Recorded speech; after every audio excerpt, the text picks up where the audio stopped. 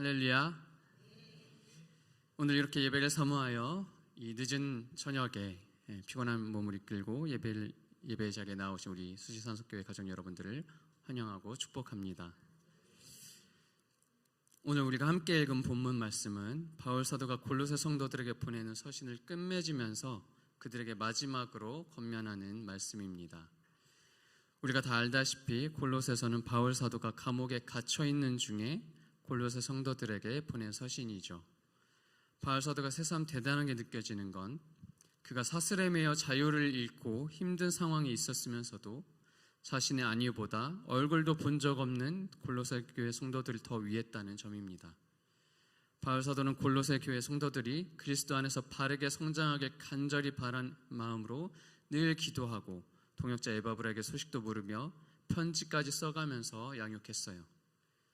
그만큼 바울 사도는 자신이 매여서 옴짝달싹할 수 없는 상황에서조차 빨리 풀려나는 데 힘쓰기보다 그리스도의 비밀, 복음을 전하는 데 힘썼습니다. 바울 사도는 예수 그리스도에 푹 빠져 있었고 하나님께서 자신에게 맡겨주신 이방인을 위한 사도라는 직분에 전적으로 몰입하고 헌신했습니다. 이러한 바울 사도의 모습과 그의 권면의 말씀은 오늘날 우리에게도 중요한 교훈을 전해주고 있는데요. 바울 사도가 매여있는 상황 속에서 골로새 성도들에게 전한 권면을 통해 하나님께서 우리가 삶에 적용하고 실천하기 바라시는 바가 무엇인지 함께 살펴보도록 하겠습니다. 먼저 우리가 알아야 할 가장 중요한 사실은 바울 사도가 매여 있었다는 겁니다. 그가 자유롭게 다닐 수 없고 억눌려 있었다는 거예요. 그럼에도 그는 골로새 성도들에게 부탁하기를 내가 빨리 무죄가 되어 풀려날 수 있게 기도해달라고 하지 않았습니다. 그는 오로지 하나님이 전도할 문을 우리에게 열어주셔서 예수 그리스도의 비밀을 말할 수 있도록 기도해달라고 부탁했습니다. 그러면서 뭐라고 하죠? 내가 이것을 인하여 매임을 당하였노라. 원어를 직역한 성경으로 보면 이것 때문에 내가 묶여 있습니다.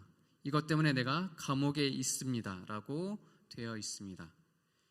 바울 사도는 복음을 전파하다 유대인들의 음해로 감옥에 갇혔어도 자신을 감옥에 갇히도록 한 사람들을 탓하지 않아요. 오히려 그는 복음을 전파한 일로 내가 묶여있지만 갇혀있는 이 자리 또한 내가 복음을 전파해야 할 곳이다. 여기서 그리스도의 비밀인 복음을 전할 수 있도록 전도할 문, 곧 말문을, 관계를 열어주시라고 기도해달라고 골로새 교회 성도들에게 부탁합니다. 여러분, 이러한 바울의 요청과 그 태도에서 우리가 발견할 수 있는 우리들과의 차이점은 어떤 걸까요? 바로 관점의 차이죠. 바울 사도는 풀려나기를 바라는 문제 해결의 관점이 아니라 매여있는 상황이라는 문제까지도 예수 그리스도를 전할 수 있는 전도의 통로로 삼는 구원의 관점, 구속사의 관점을 가지고 있었습니다. 우리도 바울 사도처럼 감옥에 매이는 것까지는 아닐지라도 각각 저마다 매여있는 상황들이 있습니다. 어떤 분은 예수님을 믿지 않는 배우자와의 관계 아래 매여있고, 어떤 분은 질병의 고통에 매여있고, 어떤 분은 재정적인 문제에 매여있고, 또 어떤 분은 회복하기 힘든 관계의 문제에 매여있기도 하고, 혹은 끊을 수 없는 은밀한 죄와 불법의 문제에 매여있기도 합니다. 그 외에 제발 해결되길 바라는 여러 가지 문제와 상황에 매여있죠. 저라고 왜 없겠습니까? 우리가 이 자리에서 비록 서로 웃으며 인사하고 점잖이 앉아있지만 저마다 매여있는 상황들, 문제들이 하나씩은 있잖아요. 지금까지는 그렇게 나 자신을 올가매는 것들로부터 구해달라고 하나님 아버지께 간절히 부르짖고 매달리며 구해왔지만 이젠 달라질 때가 되었습니다.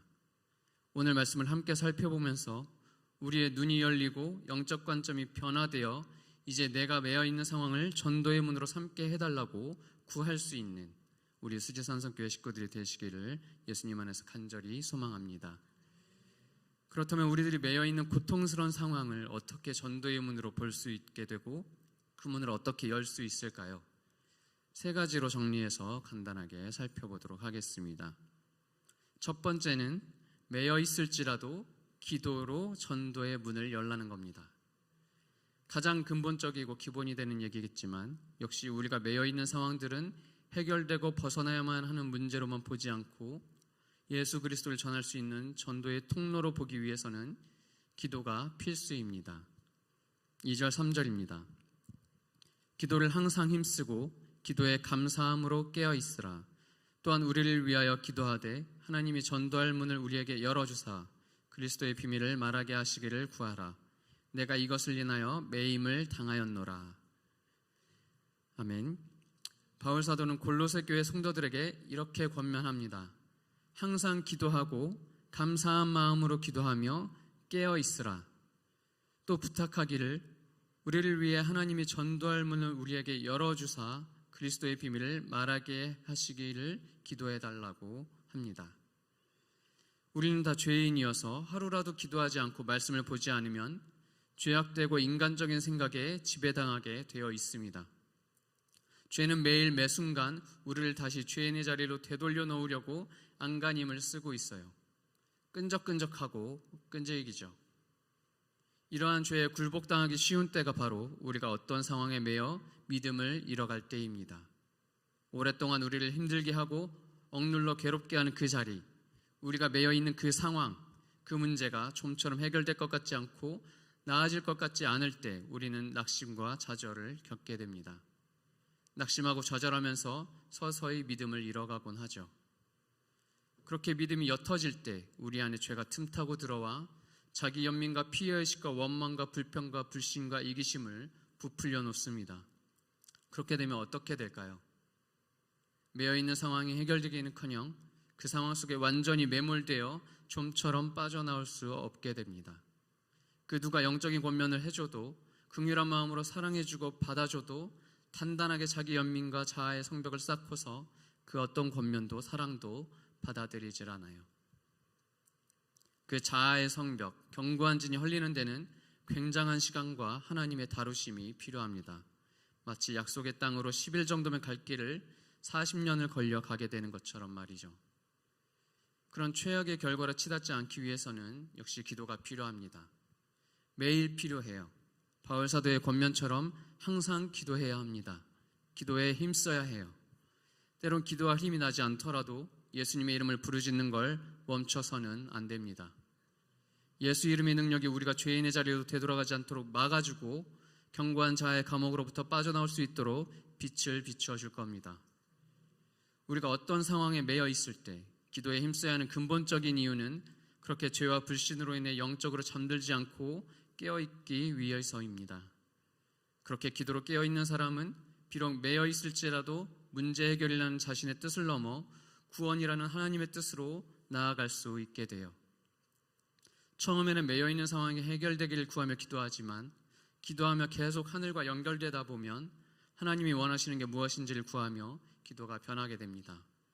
그렇게 내 육으로 올려드렸던 기도가 기도의 제단에서 성령의 불로 온갖 죄의 가죽과 콩팥과 기름과 똥이 살라지고 하나님의 뜻을 구하는 순전한 기도가 되어 올라갑니다. 내가 기도하는 자리가 전에는 내 유익과 문제 해결만 구하는 성전 뜰이었는데 어느새 하나님을 만나 뵙고 그 말씀 앞에 엎드리는 지성소가 되어 있어요. 거기서 마침내 우리는 내가 매여있는 상황을 오히려 하나님의 뜻이 이루어지는 통로, 예수 그리스도의 비밀을 전할 수 있는 전도의 통로로 볼 수 있는 영적 눈이 열리게 됩니다. 그렇게 우리의 관점이 바뀌면 내가 매여있는 상황을, 관계를, 문제를 해결받기보다 오히려 그리스도의 비밀을 전할 수 있는 통로로 사용해 주시고 전도의 문을 열어주시라고 기도할 수 있게 됩니다. 문제가 해결되고 우리의 상황이 나아지는 때와 시기는 하나님 아버지께 달려 있으니 우리는 매여있는 상황과 문제와 관계를 통해 복음 전파와 영혼 구원의 사명을 감당할 수 있도록 전도의 문을 열어주시라고 기도하면 되는 거죠. 매여있을지라도 기도로 깨어 전도의 문을 열어주시기를 기도할 때 성령님께서 그리스도의 비밀을 말할 수 있는 적절한 시기와 기회를 또 알게 해주십니다. 우리는 그때를 기다리며 기도에 힘써야 합니다.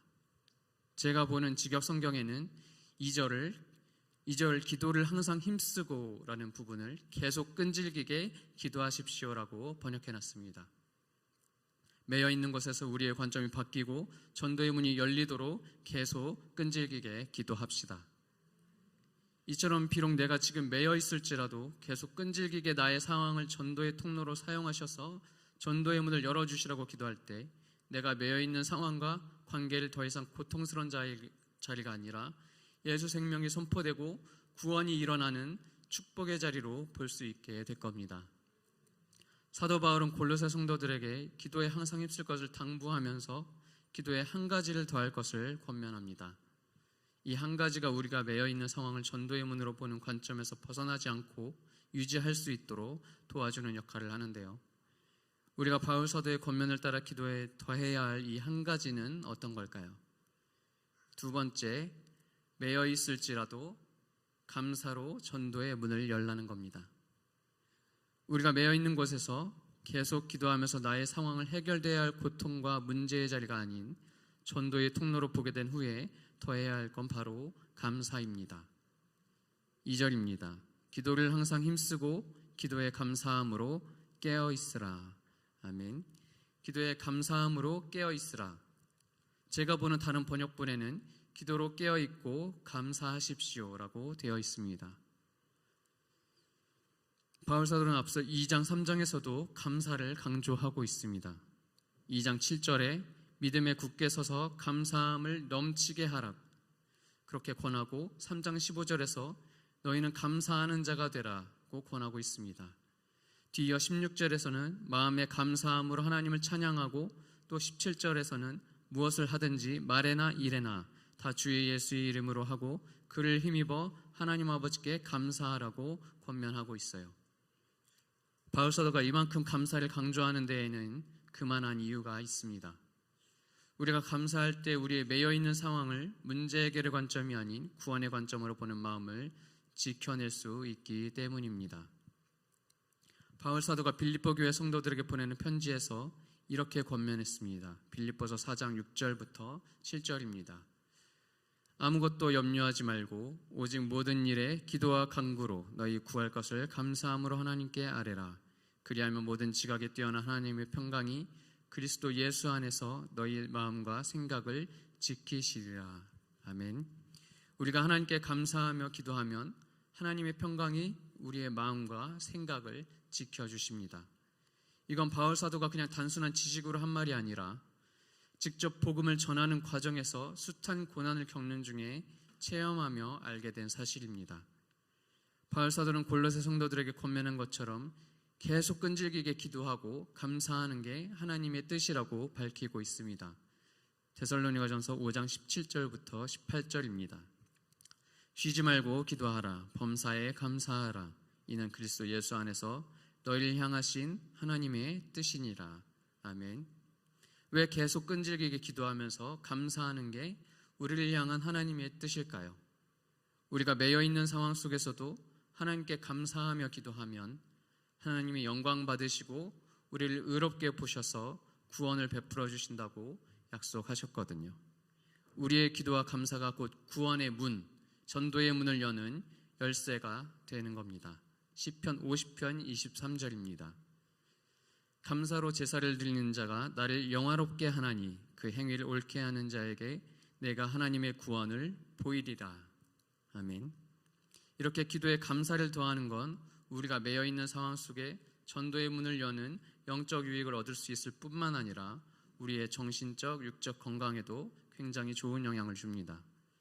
하나님께 감사하라, 범사에 감사하라는 권면은 그저 단순히 긍정적인 좋은 말씀이 아니라 영적으로도 육적으로도 얻을 수 있는 유익이 큰 말씀인 거죠. 제가 감사가 우리 몸에 주는 유익한 효과에 대한 영상을 좀 준비해 봤는데요. 유명한 미국의 신경과학자 앤드류 후버만과 SBS 8시 뉴스에서 감사에 대해 다룬 내용을 묶어봤습니다. 3분 조금 안 되는데 한번 같이 보실까요? Gratitude practice has an outsized effect on many aspects of mental and physical health. And for those of you that are coming to this conversation thinking, gratitude practice, oh, that's kind of wishy-washy or woo, it's feeling into all the amazing things that you happen to have even when things are really terrible. That's not where we're going at all. The neurochemical, the anti-inflammatory, and the neural circuit mechanisms that gratitude can invoke are equally on par with some of the effects of pharmacology, of things like high-intensity interval training and exercise, and other things that we think of as kind of more potent forms of self-intervention. So if you are of the mindset that a gratitude practice is kind of weak sauce, buckle up, because the data actually point to the fact that a gratitude practice is a very, very potent way in which you can steer your mental and physical health in positive directions, and that those effects are very long lasting. 연구 결과가 나올 거예요. 감사하는 마음을 갖고 살면 행복해진다. 당연한 말이지만 잊고 지내게 되죠. 그런데 실제로 감사하는 마음을 가지면 우리 뇌가 변하고 삶도 달라질 수 있다는 사실이 의학적으로 증명됐습니다. 남주현 기자가 보도합니다. 엄마가 내게 해주셨던 여러 가지 고마운 일들을 하나하나 생각하면서 30대 직장인에게 어머니에 대한 고마움을 떠올리게 하는 메시지를 5분 동안 들려줬습니다. 심장박동이 안정적인 파형을 그리고 표정은 편안해집니다. 엄마하고 손잡고 시장에 가서 그 초콜릿 샀던 그런 옛날 추억들도 떠오르더라고요. 좀 아련한 기억들. 잠시 뒤 자책하고 원망하라는 메시지를 들려줬더니 서서히 표정이 굳어집니다. 나를 늘 화나게 하고 괴롭히는 사람들의 얼굴을 떠올려보세요. 감사하거나 반대로 원망할 때 표정만 달라지는 게 아닙니다. 국내 대학병원 연구팀이 두 가지 상반된 감정을 느꼈을 때 심박수와 뇌의 변화를 측정해 봤습니다. 감사할 때의 심박수 평균은 차츰 감소하는 반면 원망하면 스트레스를 받을 때처럼 증가합니다. 심박수가 달라지는 건 상황에 따라 우리 뇌도 계속 변하기 때문입니다. 측좌핵 등 뇌 여러 부위에 걸쳐 있는 보상회로가 즐거움을 관장하는데요. 감사하는 마음을 가지면 보상회로가 뇌의 많은 부위에 연결돼 즐거움을 더 잘 느끼게 된다는 게 기능 MRI 영상으로 확인됐습니다. 흥분되기도 하고 억제되기도 하고 하는데 그게 이제 계속 반복해서 나타날 때 변화들이 쌓여서 영구적인 효과로 나타날 수 있는 거죠. 누군가를 탓하고 원망하기보다 늘 감사하는 마음을 가지려고 애쓰면 우리 뇌가 변하고 삶도 달라진다는 얘기입니다. SBS 남주현입니다. 네, 어떠신가요? 되게 앞에서 굉장히 어려운 말들로 설명을 했지만 이렇게 쉬운 말로 하면 감사의 효과는 영구적이다라고 할 수 있습니다. 감사가 주는 정신적, 신체적 유익에 대해 영적인 근거와 함께 의학적인 근거도 함께 보셨는데 좀 실감이 되실까요? 이렇게 우리가 매여 있는 상황 속에서 하나님께 계속 감사를 드린다면 우리의 상황이 아무리 고통스럽다 하더라도 그 상황을 이겨낼 수 있는 힘을 영, 혼, 육 모든 측면에서 얻을 수 있습니다. 기도를 통해 내가 매여 있는 상황을 전도의 통로로 보는 눈이 열렸다면 이제 더 나아가 매여 있는 상황을 주셔서 감사하다고 한번 고백해 봅시다. 내가 매여 있는 것이 저주와 아픔이 아니라 나를 전도의 통로로 사용하셔서 누군가를 구원하시고자 하는 하나님의 계획임을 믿으며 그렇게 쓰임받을 수 있는 기회를 주셔서 감사하다고 날마다 고백해 봅시다.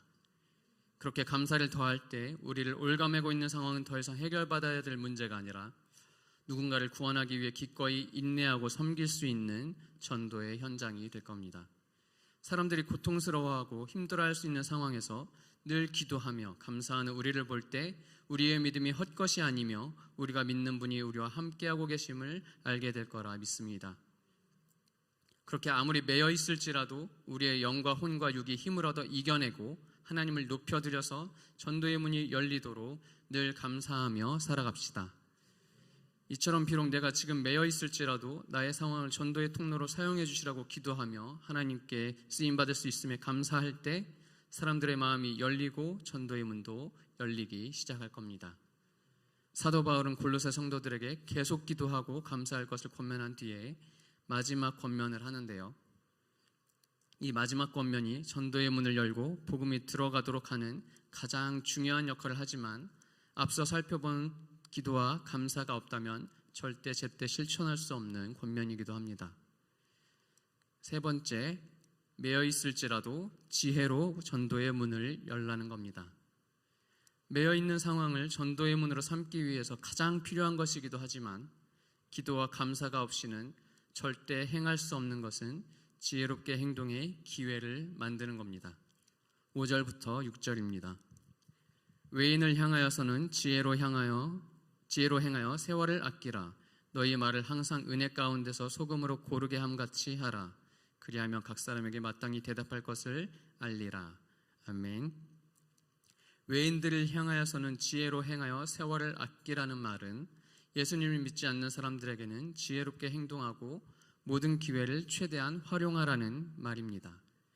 매여 있는 상황에서 만나는 모든 사람들, 특히 그 중에 믿지 않는 가족들, 친지들 또는 친구나 동료들, 그들이 매여 있는 나를 보며 역시 하나님은 없다, 하나님이 존재한다면 너를 이렇게 살게 둘 리가 없다라고 여기지 않도록, 그렇게 하기 위해서는 나의 상황이 전도의 통로가 되어 그들의 마음이 열리도록 기도해야 합니다. 또 늘 감사하는 기도와 말과 태도로 하나님을 높이며 증거해야 합니다. 그러나 무엇보다 중요한 건 내가 매여 있는 상황과 환경, 그리고 그들과 만나는 모든 순간을 복음을 전할 수 있는 기회로 최대한 활용하는 겁니다. 복음을 전할 가장 좋은 시기를 포착하고 그 기회를 활용할 수 있는 지혜는 오직 기도를 통해서만 얻을 수 있습니다. 또 그 기회를 포착하고 활용할 수 있는 지혜를 얻는다 해도 하나님께 감사하는 마음이 없다면 복음을 전하기 어렵습니다. 복음을 전하기 위해서는 내가 낮아져야 하고 죽어져야 하는 순종이 필요한데 구원에 대한 감사가 없이는 순종할 수 없기 때문입니다. 기도와 감사로 전도의 문을 열기 위해 기꺼이 낮아지고 죽는 데까지 나아가는 순종을 보여준 사람들이 있습니다. 이들은 전도의 문을 열기 위해 스스로 매이기를 자청한 사람들입니다. 모라비안 교도들이라 불리는데 18세기에 체코의 모라비아 지방에서 카톨릭의 박해를 피해 독일로 피난했던 개신교 성도들을 일컫는 말입니다. 그들은 독일로 피난 와서 공동체를 이뤄 살았습니다. 모라비안들은 모두 함께 오전 8시부터 3시간 동안 찬양과 기도로 모이고 그 후에 나름대로 자기들의 일과를 진행하다가 또 저녁 6시가 되면 그때부터 2시간 동안 찬양과 기도로 모이면서 온 세계에 그리스도가 전해지기를 기도했습니다. 그들은 우리들의 어린 양은 죄를 이기셨다, 그를 따르자라는 구호 아래 그린랜드와 아프리카, 카리브 해안의 여러 섬들에 복음을 전하러 다녔습니다. 그 당시 영국이 노예무역을 주도하고 있었고 카리브 섬 지역에만 3천여 명의 아프리카 출신 노예들이 있었다고 해요. 모라비안들 중에 데이비드 니츠만과 요한 레오나드 도버라는 20대 청년 2사람이 그 노예들에게 복음을 전하고자 했습니다. 그들은 노예들에게 복음을 전할 수 있는 유일한 길은 스스로 노예가 되어 그들과 함께하는 길밖에 없다고 결론을 내리고 영국 노예 상인에게 자신들을 노예로 팔았습니다. 예수 그리스도를 위해 스스로 매이기를 자청한 겁니다. 그렇게 그들은 스스로 노예가 되어 아프리카 노예들과 같이 노역을 하면서 노예들에게 복음을 전했습니다. 니츠만과 도버는 복음을 전하러 잠시 동안 노예가 되었던 게 아니에요. 그들은 남은 평생을 복음을 위해 노예로 살기로 선택했습니다. 그렇게 전해진 복음은 그 일대와 또 미국까지 이르러 수많은 모라비안 교회들을 탄생시켰고 지금까지 그 후손들이 신앙생활을, 그 신앙의 유산을 이어받아 해오고 있습니다. 바울 사도처럼 그리스도의 비밀을 몸소 전하기 위해 스스로 매여 노예가 되었던 니츠만과 도버, 그들은 예수 그리스도를 모르는 외인인 노예들을 향해 하나님의 지혜로 행하여 그들이 취할 수 있는 기회를 최대한 활용했습니다. 자유인이었지만 스스로 노예가 되어 매이는 데까지 내려갔어요. 그들이 그렇게까지 할 수 있었던 이유는 모라비안 공동체에서 항상 기도하며 깨어있고 구원에 대한 감사를 바탕으로 한 순종이 있었기 때문입니다. 그 순종 덕분이었어요. 계속 기도하며 감사하는 가운데 노예들에게 복음을 전하기 위해서는 스스로 노예가 되어야 한다는 지혜를 얻을 수 있었던 거 아닐까요? 그 지혜 앞에 그들은 감사함으로 순종했습니다. 일정 기간도 아니고 평생을 순종했습니다. 죽기까지 순종했습니다. 저는 바울 사도가 3절에서 말한 그리스도의 비밀이 여기에 있다고 믿습니다. 예수 그리스도의 비밀, 복음의 비밀, 바로 성육신 말이죠. 한번 생각해 보세요.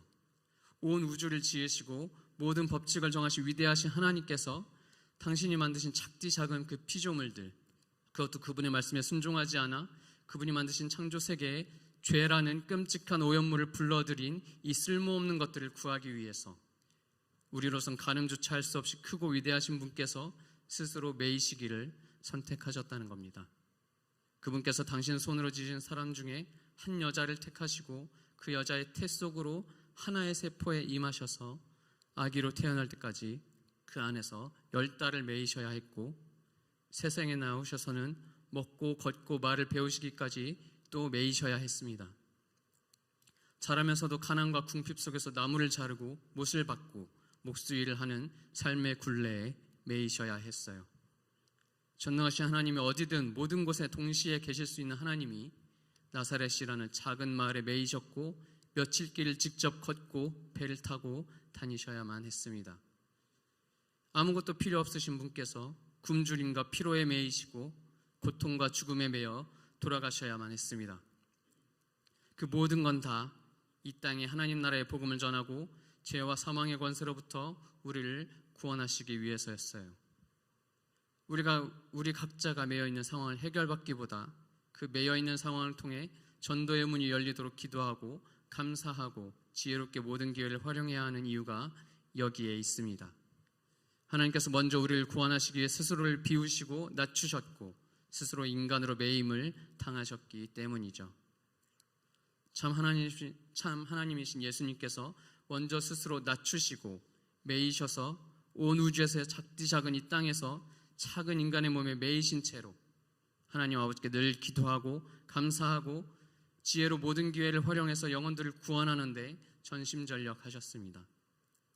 그리고 우리는 그렇게 스스로를 낮춰 매임으로 구원을 이루신 예수님을 닮아야 하는 그분의 제자들입니다. 그분의 마음을 품고 닮아갑시다. 빌립보서 2장 15절부터 11절입니다. 너희 안에 이 마음을 품으라. 곧 그리스도 예수의 마음이니 그는 근본 하나님의 본체시나 하나님과 동등됨을 취할 것으로 여기지 아니하시고 오히려 자기를 비워 종의 형체를 가져 사람들과 같이 되셨고 사람의 모양으로 나타나셨음에 자기를 낮추시고 죽기까지 복종하셨으니 곧 십자가에 죽으심이라. 이러므로 하나님이 그를 지극히 높여 모든 이름 위에 뛰어난 이름을 주사 하늘에 있는 자들과 땅에 있는 자들과 땅 아래 있는 자들로 모든 무릎을 예수의 이름에 꿇게 하시고 모든 입으로 예수 그리스도를 주라 시인하여 하나님 아버지께 영광을 돌리게 하셨느니라. 아멘. 사랑하는 수지산성교회 가정 여러분, 매여 있을 때가 바로 복음을 전하기 가장 좋은 때입니다. 담임 목사님께서도 지난주 성경대학에서 말씀하셨어요.